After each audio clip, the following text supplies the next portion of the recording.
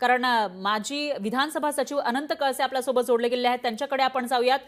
Kalse sir, आता शिंदेंनी मुख्यमंत्री पदाचा राजीनामा दिलेला आहे, पण राज्याच्या जनतेच्या समोर एक सवाल उपस्थित होतोय, तो म्हणजे ही जी प्रक्रिया आहे नेमकी कशा पद्धतीने असेल, पुढे नेमकं काय होऊ शकतं, कधीपर्यंत सत्ता स्थापनेचा दावा करता येऊ शकेल आणि कधीपर्यंत सरकार स्थापन करता येईल?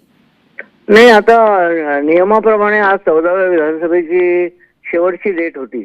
त्यांनी नियमाप्रमाणे राजीनामा दिलेला आहे. मी काल सुद्धा सांगितलं होतं.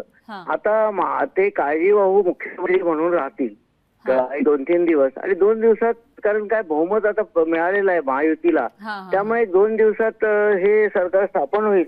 पण मागे सुद्धा 5-6 दिवस सरकार स्थापनेला घेतलेच होते. तर ही नियमित प्रक्रिया आहे, याच्यामध्ये असं वावगं असं काही नाही, आणि संविधानात्मक प्रक्रिया आहे. एक असं वाटतं मला, उद्या किंवा परवापर्यंत सरकार निश्चित स्थापन होऊन मुख्यमंत्री शपथ घेतील असं दिसतंय. निश्चितच. कळसे सर, धन्यवाद तुम्ही दिलेल्या या विश्लेषणात्मक माहितीसाठी, कायदेशीर माहितीसाठी, आणि त्याचबरोबर मृणालिनी नानी वडेकर यांचेही धन्यवाद. त्यांनीही अतिशय चांगल्या पद्धतीने माहिती आपल्यापर्यंत पोहोचवलेली आहे. दरम्यान महत्त्वाच्या घडामोडी राज्यामध्ये घडताना दिसत आहेत. लोकशाही मराठी ऐका, पहा, जागरूक रहा.